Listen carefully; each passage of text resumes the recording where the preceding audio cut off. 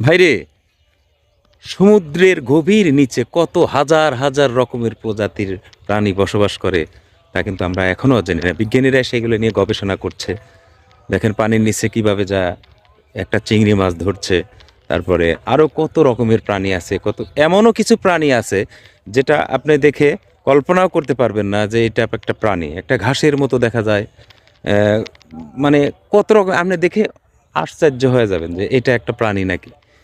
তো দেখেন সমুদ্রের নিচে কত রকমের প্রাণী আছে, দেখে সত্যি অসাধারণ।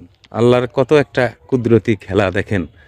এই পানির নিচে কত গভীরে এই মানে কিভাবে তারা শিকার ধরে, মানে এদের শিকার ধরার কৌশলটা দেখলে আশ্চর্য হয়ে যায়। যে এমনভাবে একটা মনে হয় যে একটা স্তূপ, একটা জঙ্গল, মানে একটা আবর্জনা পড়ে রয়েছে, কিন্তু কিছুক্ষণ পরে দেখা যায় একটা মাছ ধরে শিকার করে খাচ্ছে। আর সত্যি